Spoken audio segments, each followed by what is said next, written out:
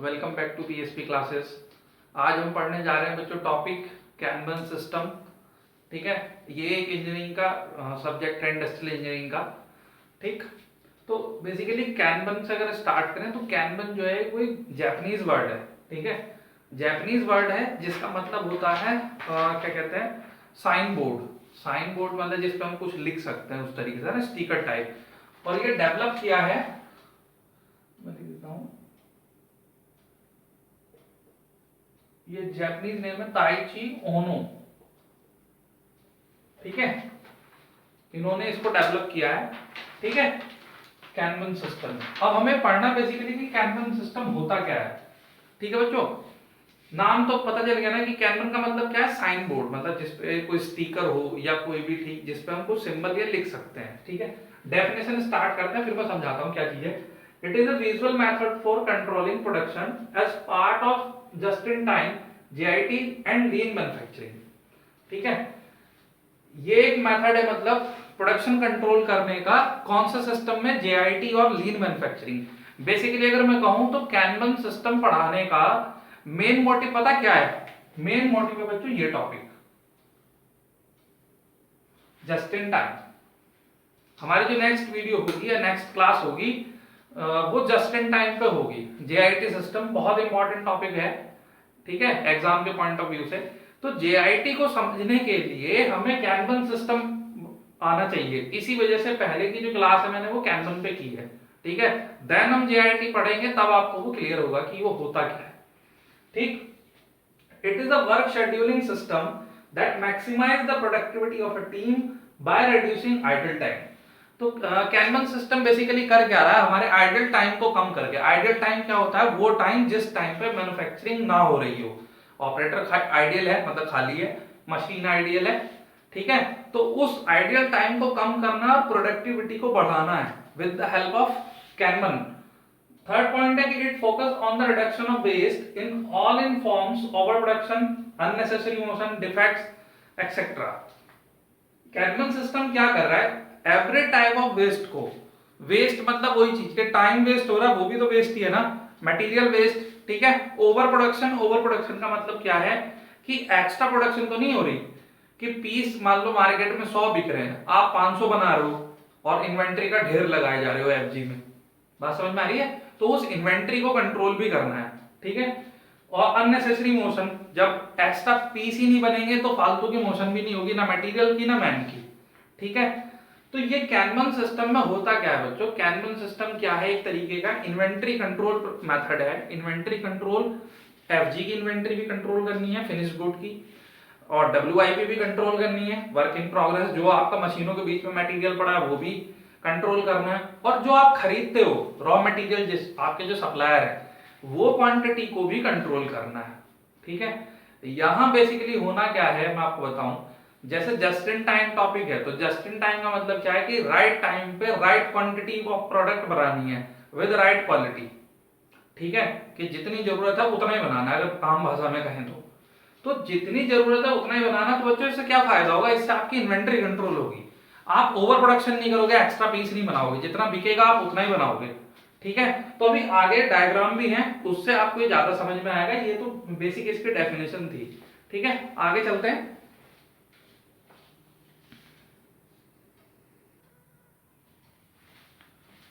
तो अब ये बच्चों डेफिनेशन तो हो गई थी, अब जरा इसके प्रिंसिपल देखते हैं और इसका प्रोसेस समझने की कोशिश करते हैं। देखो, प्रिंसिपल्स ऑफ कैनबन सिस्टम में ये बेसिक प्रिंसिपल लिखे हैं कि लिमिट वर्क इन प्रोसेस, कि जो आपका मटेरियल मूवमेंट कर रहा है मशीनों के बीच में जो है, ठीक है, फर्स्ट मशीन से लास्ट मशीन के बीच में जितना भी मटेरियल है जिसपे मशीनिंग होनी है, ठीक है, तो वो सब डब्ल्यूआईपी बोलते हैं, वर्क इन प्रोग्रेस। तो उसको कंट्रोल करता है ये। ठीक है, आप उतना ही प्रोडक्ट बनाएंगे जितना आपका मार्केट में जाने वाला है उसके हिसाब से। ठीक है, एक और चीज, इस सिस्टम को जो हमारे मैंने जो प्रोडक्शन के दो बेसिक सिस्टम होते हैं, पुश सिस्टम और पुल सिस्टम। तो पुश सिस्टम क्या चीज है? ट्रेडिशनल सिस्टम है, पहले वाला, बना के रख दो, जितना बिकेगा बिकता रहेगा, अगर बिल्कुल नॉर्मल भाषा में बता रहा हूं आपको। ठीक है, पुल सिस्टम क्या होता है कि जितना मार्केट मांग रहा है, जितनी रिक्वायरमेंट आ रही है, उसके हिसाब से प्रोडक्शन करना है। ठीक है, तो कौन सा प्रोडक्ट मतलब प्रोडक्शन सिस्टम बेटर है? जो प्रोडक्शन सिस्टम पुल सिस्टम ज्यादा बेटर है कि आप उतना ही बना रहे हैं जितनी रिक्वायरमेंट आ रही है। तो इससे आपका क्या है कि इन्वेंट्री इकट्ठी नहीं होती, मटेरियल इकट्ठा नहीं होता और वो इजीली आपके जो है फ्लो बना रहता है। ठीक है। सेकंड है फोकस ऑन फ्लो। हम इस पे फ्लो में फोकस करते हैं। ठीक है, कि हो क्या रहा है प्रोसेस में। अब जरा थोड़ा डायग्राम समझते हैं, प्रिंसिपल तो अपने आप ही समझ में आ जाएंगे। यहां ध्यान दो बच्चों, जैसे मैंने 4 मशीन बनाई है M1 M2 M3 M4। ठीक है, यहां से स्टार्ट करते हैं कि डिलीवर्स फ्रॉम सप्लायर। आपकी जो मशीन की फीडिंग है, आप रॉ मटेरियल कहीं से तो खरीदोगे ना, तो आप सप्लायर से खरीद रहे हो किसी से भी। ठीक है, देन वो next operation, next delivery to customer, तैयार होकर कस्टमर पे चला जाएगा। ठीक है, अब कैनबैन का क्या रोल है वो समझते हैं। यहां देख रहे हो ये इंस्ट्रक्शन जो है, ये तीर के निशान एरो जो है बैक आ रहे हैं पीछे, और क्या लिखा है? Kanban instruction to previous operation to produce.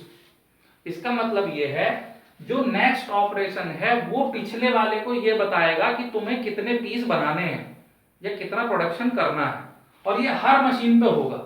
M3 M2 को बताएगी, M2 M1 को बताएगा, और M1 किसको बताएगा? M1 के पीछे मशीन थोड़ी है, M1 के पीछे है सप्लायर, तो M1 बताएगा सप्लायर को कि मुझे इतना पीस चाहिए। बात समझ में आ रही है? स्टोर होगा तो स्टोर बताएगा, स्टोर में इकट्ठे होंगे पीस। समझ रहे हो ना बच्चों? अब ये बताने वाला क्या चक्कर है, इसका मतलब ये है, ये इसमें बिल सिस्टम भी होता है, अभी आगे भी पढ़ेंगे हम, कि सपोज करो ये क्या लिखा है, और दूसरी चीज कस्टमर को देना है ये, और ये किसके हिसाब से बनाएगा? कस्टमर के हिसाब से। तो लिखा है ना मार्केट रिक्वायरमेंट प्लानिंग शेड्यूल, कि कस्टमर की कितनी रिक्वायरमेंट आ सकती है उस शेड्यूल के हिसाब से ये बनाएगा। सपोज करो इसको 100 पीस देने हैं। ठीक है, 100 पीस देने हैं इसको एक दिन में। ठीक है, तो ये, और इसके पास थोड़े से पीस अभी यहां रखे हुए हैं, तो ये बनाता रहेगा। ये क्या करेगा, जितने पीस ये बना के बेच देगा, मान लो यहाँ कम हुए, देखेगा ना कि 100 पीस देने थे। ठीक है, तो 100 पीस मार्केट में चलेगा, ये खाली हो गया, तो अब इसके दिमाग में आया मुझे पीस और बनाने पड़ेंगे, रिक्वायरमेंट आएगी तो दूंगा कहां से। तो ये क्या करेगा, ये इंफॉर्मेशन किसको देगा? प्रीवियस मशीन को, कि अब हमें जो है यहाँ पे कि इतने पीस चाहिए, तो फिर ये अपने प्रोडक्शन इसके हिसाब से करेगा रिक्वायरमेंट के, देन प्रीवियस मशीन इसके हिसाब से करेगी।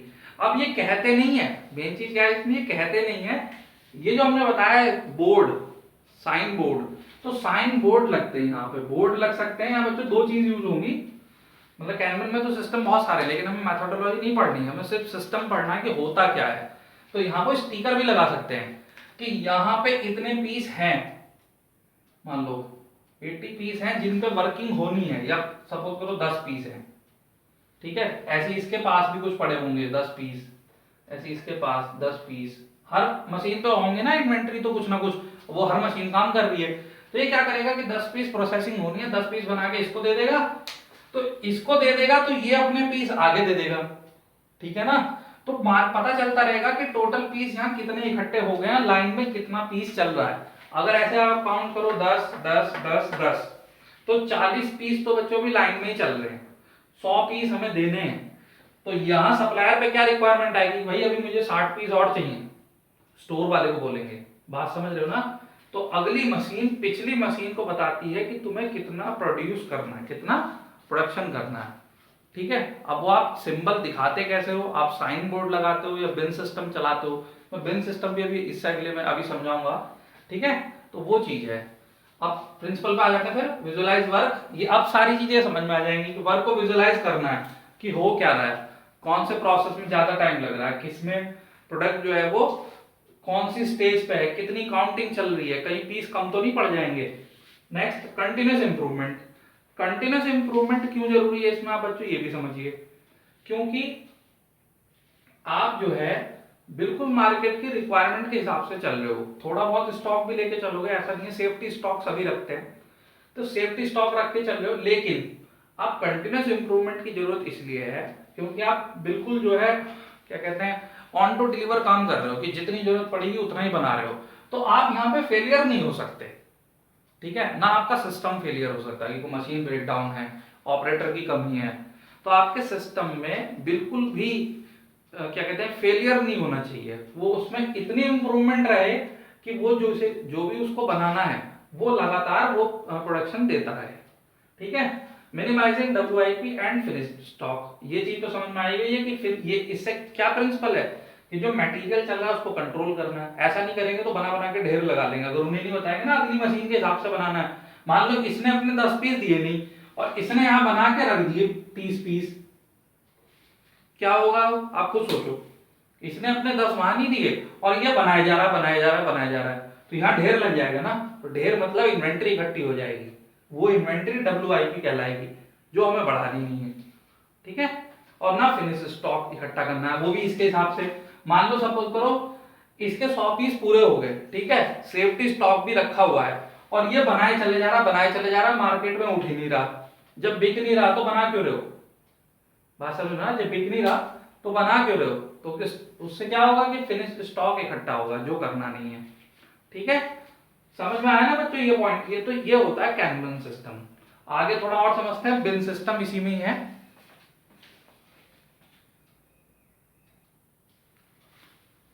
ये बच्चों एक डायग्राम और ले लेने, हो सकता है किसी बच्चे को अब भी ना आया हो समझ में, तो और थोड़ा क्लियर हो जाएगा।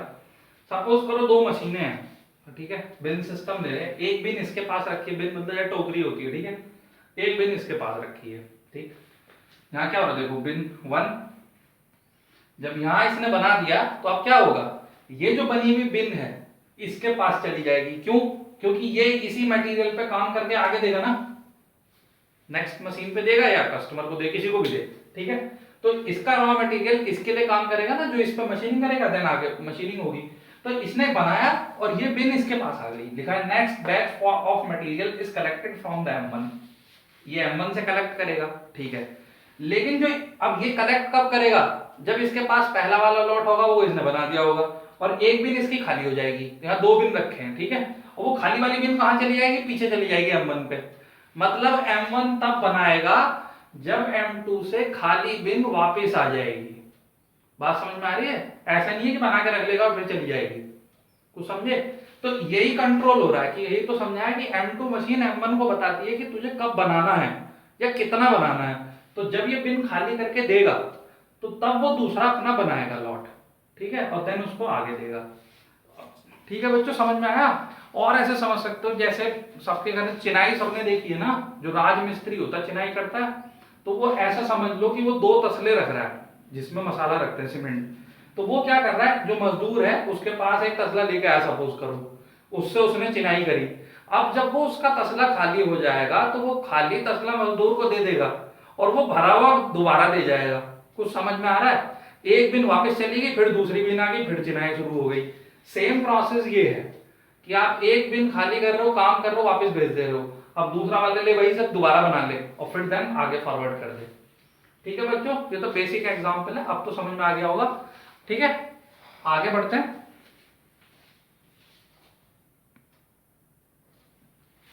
आगे पढ़ रहे हैं बच्चों कैनबन रूल्स। अब देखो कैनबन रूल्स कोई नई चीज नहीं है, जो अभी हमने उसमें डायग्राम में एक्सप्लेन करी ना वही चीज है। देखो पढ़ते हैं, the later process collect product from the earlier process.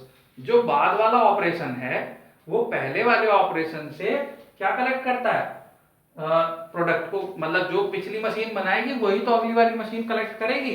तो ये ऐसा कुछ नहीं है कि नई बात कुछ नहीं लिखी है, जो डायग्राम में हम एक्सप्लेन कर रहे थे वही ऐसा समझ लो कि लिखा गया है। ठीक है, नेक्स्ट है the later process inform the earlier process what to produce. जो बाद वाला ऑपरेशन है वो पहले वाले ऑपरेशन को बताता है कि तुम्हें क्या बनाना है। ठीक है ना, आगे the earlier process only produce what the later process need. जो पहले वाला ऑपरेशन है वो उतना ही बनाता है या वही बनाता है जो अगले प्रोसेस को चाहिए। दोनों बातें एक जैसी लग रही है ना, कि पिछला प्रोसेस मतलब अगला प्रोसेस पिछले को बता रहा है और पिछला प्रोसेस वही बनाता है जो अगले को चाहिए, तो कोऑर्डिनेशन है दोनों मशीन में। ठीक है, आगे नो प्रोडक्ट्स आर मूव्ड और प्रोड्यूस्ड विदाउट कैनबन अथॉरिटी।